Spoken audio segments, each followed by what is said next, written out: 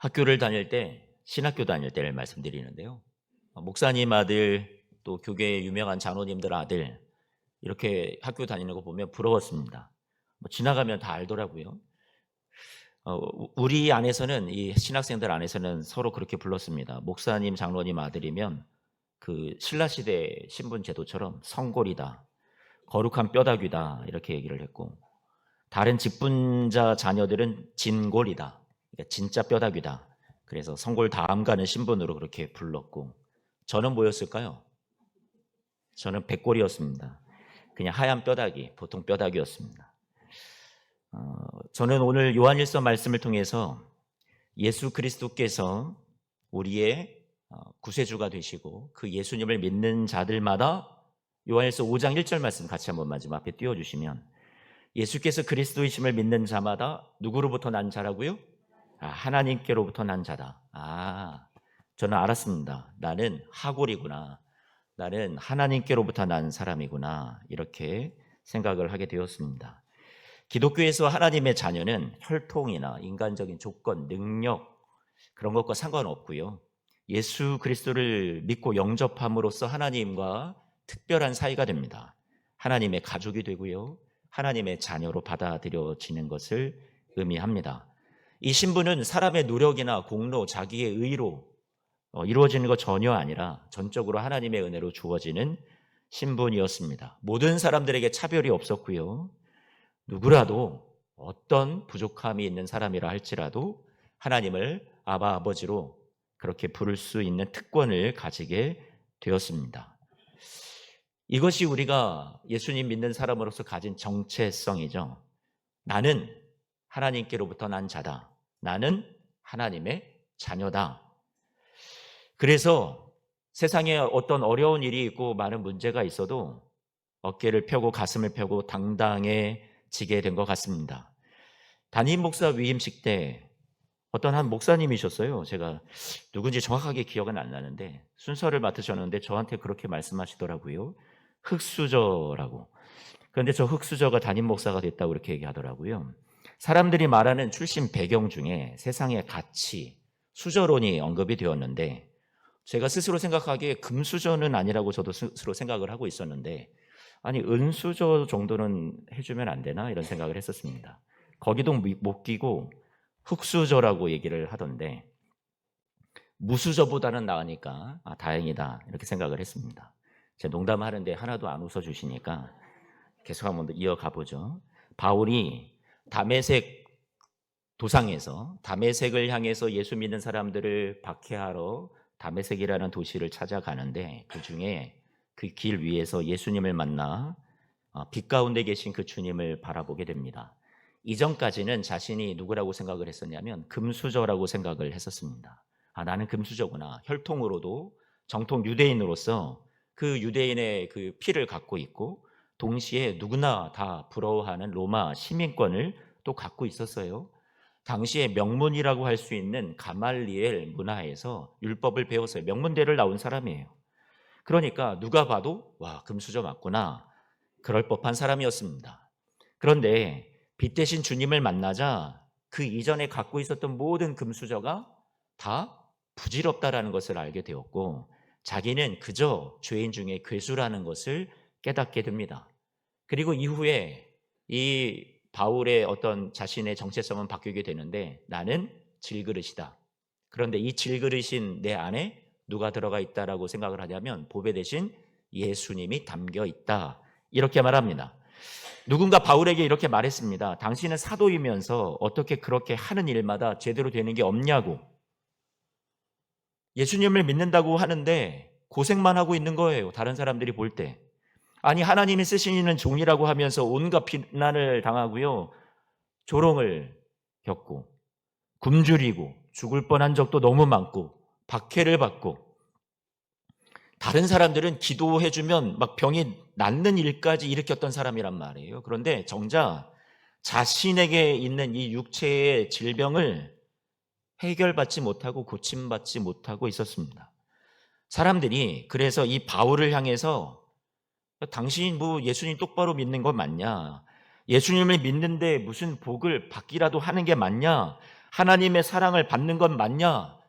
그렇게 예수님 믿어서 이렇게 고난밖에 없을 거라면 너나 잘 믿고 너나 잘 사세요. 이런 소리를 들을 바울이었단 말이에요.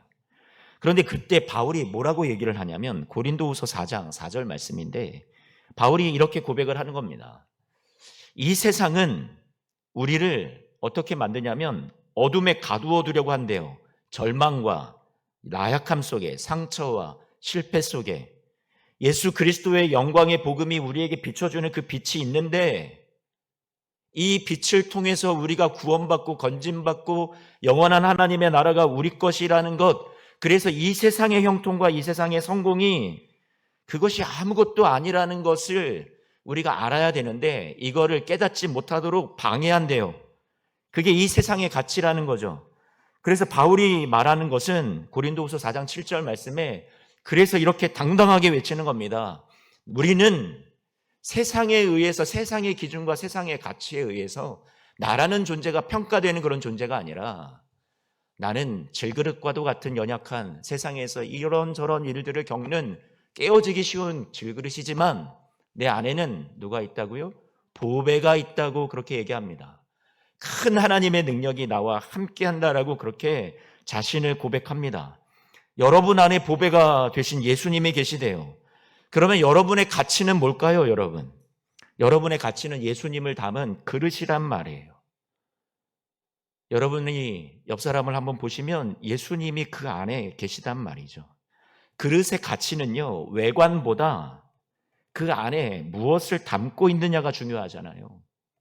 물을 담으면 물그릇, 반찬을 담으면 반찬그릇, 밥을 담으면 밥그릇. 아무리 제 아무리 고려청자라도 된장찌개를 거기다가 넣으면 뚝배기밖에 더 되겠습니까? 1,000원을 주고 사면 1,000원짜리고 10만 원을 주고 사면 10만 원짜리 그릇이 되는 거죠. 예수님께서 그런데 저와 여러분들을 위해서 생명을 다 내어주시고 우리를 사셨다 말씀하시니 여러분은 가치가 얼마예요? 예수님과 동등한 가치를 갖고 있단 말이에요. 나는 10만 원짜리가 아니에요. 예수님짜리 정도 되는 그만한 가치를 가진 그릇인 거죠. 매우 비싼 존재란 말이에요.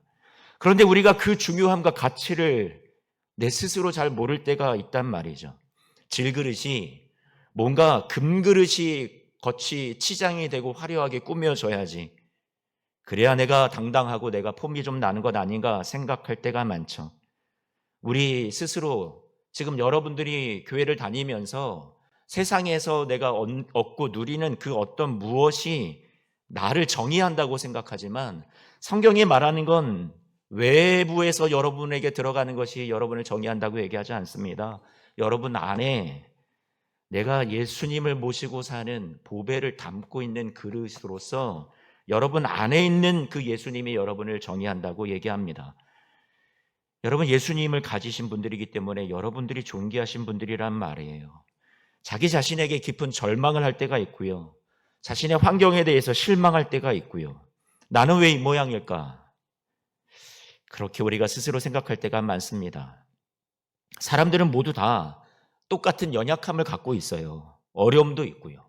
그런데 문제는 질그릇 같은 자기가 이 질그릇이라는 내 외형만 바라볼 때 문제가 생기는 거죠. 거기에 집중할 때. 하지만 우리는 그 안에 담겨 있는 내용에 집중해야 된단 말이에요. 짜장면을 먹어도 플라스틱에 담겨 있어도 아주 좋은 사기 그릇이 아니어도 그 안에 있는 내용물이 맛있으면 그게 내용이 진짜 중요한 거란 말이에요. 그게 본질이라는 거죠. 우리는 겉이 초라해 보일지 몰라도 내 안에 무엇이 진짜 담겨 있느냐가 중요하다라는 거예요. 주님이 여러분들에게 다이아몬드가 되라고 말씀하신 적 없습니다.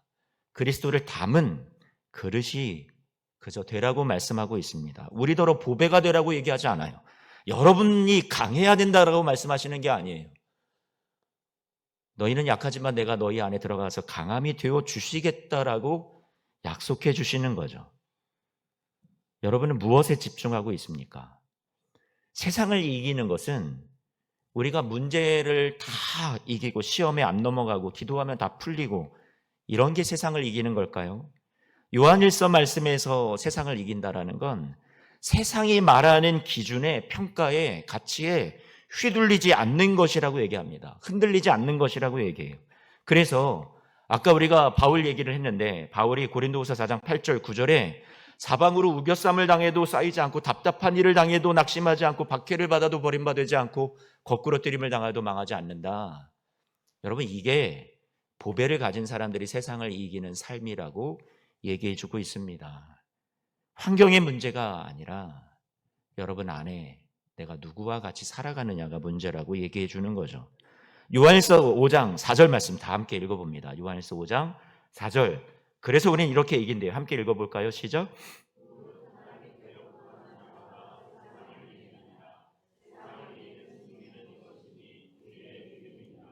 세상을 이기는 승리는 여러분의 외적인 어떤 외형의 조건이 이루어질 때, 형통을 누릴 때, 성공할 때가 아니라 우리의 믿음이래요.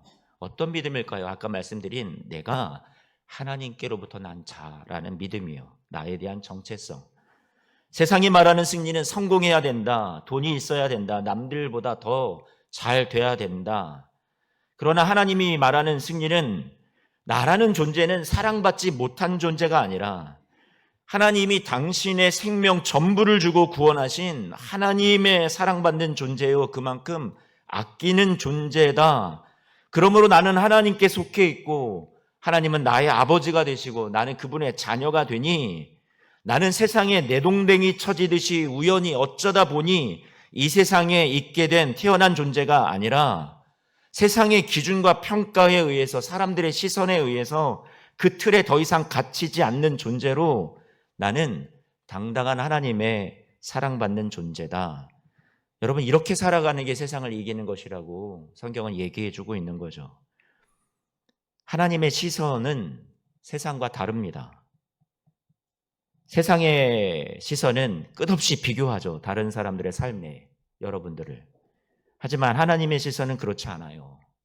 여러분들이 어렵고 힘든 시간들을 겪고 있을지라도 그게 하나님의 사랑을 받지 못하고 있다는 증거가 아니에요.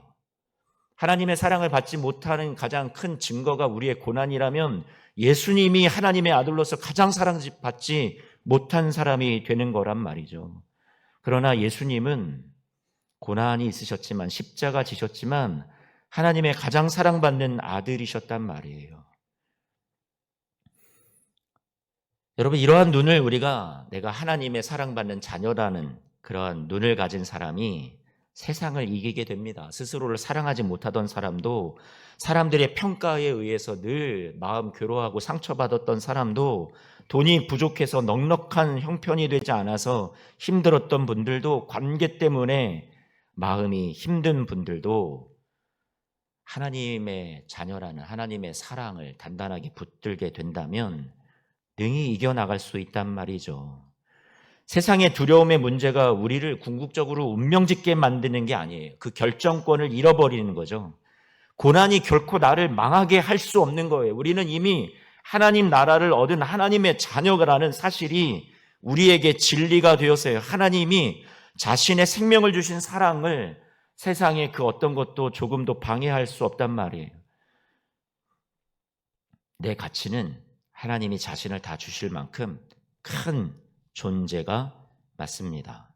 여러분을 살리시겠다고 창조주께서 대신 죽으실 만큼 귀한 자가 바로 여러분이라는 말이에요. 하나님 사랑 안에서 자신을 보시면 여러분 흔들리지 않을 수 있습니다. 여러분은 사랑받기 위해 태어난 사람들이니까요. 하나님의 가족입니다. 구약시대 사람들이 죄를 짓고 타락했어요. 하나님과의 약속도 깨버렸죠. 버림받은 줄 알았습니다. 자신들의 실수와 죄 때문에 하나님도 포기하신 줄 알았어요.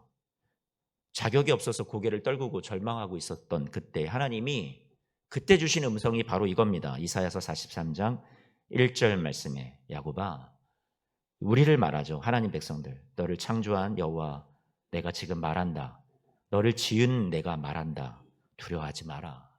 내가 너를 구속하였고 내가 너를 지명하여 불렀는데 너는 내 것이란다. 4절 말씀 이렇게 말합니다. 너는 내 눈에 보배롭고 존귀하고 내가 너를 사랑한다 말씀합니다. 예, 맞아요, 여러분. 하나님이 우리의 지금의 자격과 형편과 상관없이 여러분 내 눈에 보배롭고 존귀하며 내가 너를 사랑한다 말씀하고 계시단 말이에요. 우리에게 세상의 성공을 주려고 무조건 잘되고 형통을 주려고 예수님이 죽으신 게 아니에요. 이 땅에서는 어렵겠지만 나를 하나님의 자녀라 말씀하셔서 생명을 주고 건지시고 당당하게 살게 하시고 우리의 삶이 이 땅에서 끝나는 것이 아니라 이 땅에서 죽음이 우리를 영원히 갈라놓는 것이 아니라 영원한 하늘에 소망을 두고 살아가게 하시려고 하나님이 저와 여러분들을 그곳에서 영원히 함께 누리는 행복을 위해서 십자가에서 대신 당신이 모든 사망을 짊어지시고 죄를 짊어지시고 심판을 짊어지시고 대신 죽으셨단 말이에요. 여러분을 사랑하시는 증거죠. 나는 두려움을 이길 수 없고 나는 믿음을 극복할 수 없고 약하고 강하지 않아요. 지금 주어진 내가 해야 되는 여러 가지 일들도 내가 감당하기가 만만치 않아요.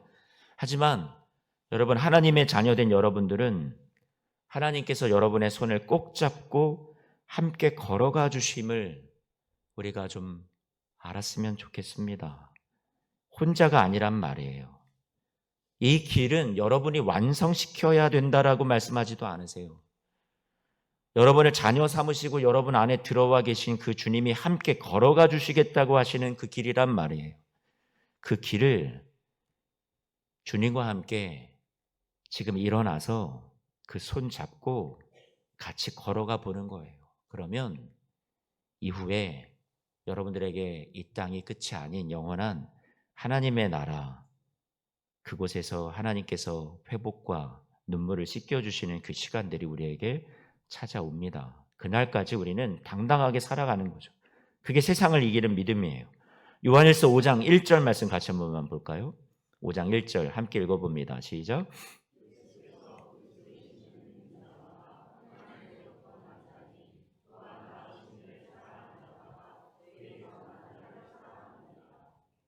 1절 말씀을 잘 보면 하나님이 우리를 낳으셨고 그래서 내가 하나님의 자녀잖아요.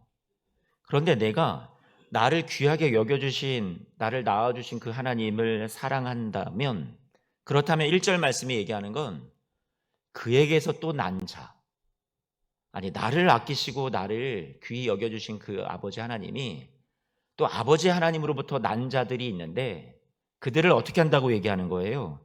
사랑하느니라 라고 말씀하고 있습니다. 내가 혼자만 사랑받는 존재로 태어난 것이 아니라 이 말씀은 여러분 주위에 있는 사람들이요 하나님께로부터 그도 역시 태어난 사람들이라는 얘기를 하는 겁니다. 사랑의 대상이라는 얘기를 하는 거예요. 그래서 우리가 이렇게 2절 말씀을 보면 말씀합니다. 우리가 하나님을 사랑하고 그의 계명들을 지킬 때 우리가 하나님의 자녀를 어떻게 해요? 사랑하는 줄 아느니라. 하나님을 사랑한다고? 그걸 어떻게 알 수 있는지 알아? 그건 너가 하나님의 자녀들을, 하나님으로부터 난 다른 형제 자매들을 사랑하는 것을 통해서 너가 하나님 사랑하는 것을 알 수 있는 거야. 이렇게 말씀해 주죠. 여러분, 내가 하나님을 사랑한다는 거 어떻게 알 수 있다고요? 내가 하나님의 자녀된 하나님으로부터 난 다른 이들을 어떻게 할 때? 사랑할 때, 아, 내가 하나님을 사랑하는 게 맞구나. 알게 된다는 얘기죠. 하나님으로부터 난 다른 형제들을 여러분은 어떻게 바라보십니까? 똑같이 하나님이 보시는 눈으로 사랑하십니까? 하나님이 나 혼자만을 사랑하신다고 생각하면서 저 사람은 왜 저래? 아무리 생각해도 여러분보다 못하다. 그렇게 여겨진다면 여러분은 하나님을 사랑하는 게 아닙니다. 아무리 해봐도 나보다 못하다라고 느껴진다면 여러분은 하나님을 사랑하는 게 아니래요. 고린도후서 5장 16절 말씀에 바울은 그렇게 말합니다. 이제부터 사람을 육신을 따라 판단하지 않는다고, 그렇게 알지 않는다. 겉모습으로 평가하지 않는다. 왜 그랬을까요? 하나님의 눈에 귀하기 때문에 그래요. 어떤 사람들, 어떤 성도를 바라보면서 덜 사랑받는 존재라고 생각하지 마세요.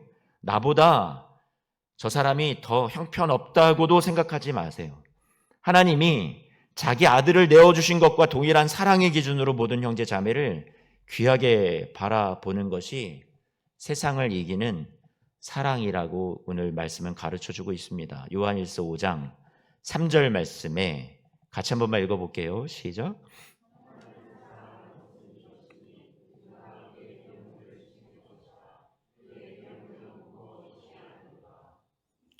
형제를 사랑하라 하신 명령은 강요나 무거운 짐으로 저와 여러분들에게 이것을 하나님이 주신 게 아니라, 그러니까 여러분들이 나는 저 사람 사랑하지 못하는데 오늘 하나님이 명령하시고 이거 안 하면 내가 하나님 사랑하는 거 아니라고 아주 무섭게 말씀하시네, 이렇게 우리가 들을 것이 아니라, 오늘 이 요한일서의 말씀은 저와 여러분들이 내가 하나님으로부터 당신의 생명을 받은 귀한 사랑을 받은 존재라는 것을 진심으로 진정 알게 된다면, 이것이 감사가 되고 감격이 된다면 저와 여러분 안에서 자연스럽게 하나님이 보시는 그 시선으로 다른 사람들을 바라보면서 이분도, 이 사람도 하나님이 그렇게 아끼시는 사람이 맞구나, 이것을 우리 안에 자연스럽게 그 열매가 맺혀지고 하나님의 사랑이 우리 안에 들어와서 자연스럽게 흘러가는 존재가 된다라는 것을 얘기해 주고 있단 말이에요.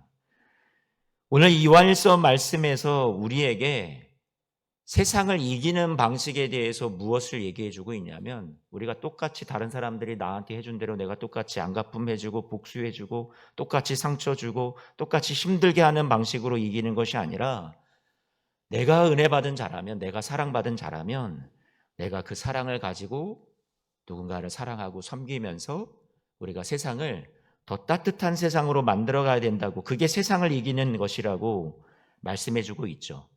말씀 마지막 요한일서 5장 6절 말씀을 보면 같이 한 번만 볼까요? 예수님께서 이 세상에 오셔서 세상을 이기신 방식이 뭐라고 얘기하냐면 물과 피로 이기셨다라는 얘기를 하는 겁니다. 물과 피로 오셨다라는 얘기는 예수님이 이 공생의 사역을, 다른 사람들을 구원하시는 사역을 시작하셨던 처음에 물로 세례를 받으셔서 사람들을 섬기고 사랑하는, 십자가에서 자신을 내어주시는 그 삶의 시작을 시작하셨다라는 거고, 피로 임하셨다라는 건 십자가에서 피 흘려 죽으시기까지 사람들을 사랑하셔서 세상을 이 십자가 사랑으로 결국 궁극적으로 승리하셨다라는 걸 얘기해 줍니다. 예수님이 세상을 이기신 방식이 이렇다라는 거예요. 당시에 이 요한일서 말씀이 주어졌던 시대의 상황은 칼과 권력으로 사람들을 이기고 있었어요. 짓밟았어요. 로마라는 시대는 군사적인 승리, 폭력을 숭배하던 로마 사회였죠. 그 사람들은요, 여러분들이 아시는 글래디에이터라는 그런 영화를 보시면 알겠지만, 로마 원형 경기장에서 이 사람들이, 검투사들이 싸워서 사람을 죽이고 짓밟고 이길 때 저것이 승리구나, 이렇게 상징적으로 그것을 다 사랑했던 사람들이었단 말이에요. 그게 시대의 가치였죠. 그런데 예수님 믿는 사람들은 예수님처럼 희생당하기만 해요. 핍박을 받아요. 고난을 당해요. 힘없어 보여요. 약해 보여요. 그런데 이들이 끝까지 섬김과 희생으로 사랑하고 다른 사람들을 품고 그렇게 나아갔죠. 사회가 배척을 했는데 이들은 오히려 자신들을 배척하는 세상을 품고 그 세상을 변화시키고 말았던 거죠. 노예가 있으면 주인 앞에 벌벌 떨었습니다.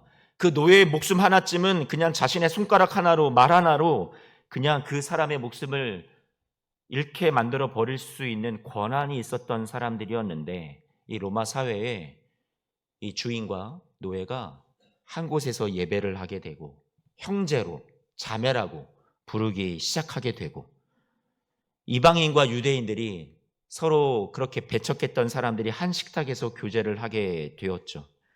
그러한 초대교회의 사랑은 세상을 이기는 승리가 되었단 말이에요.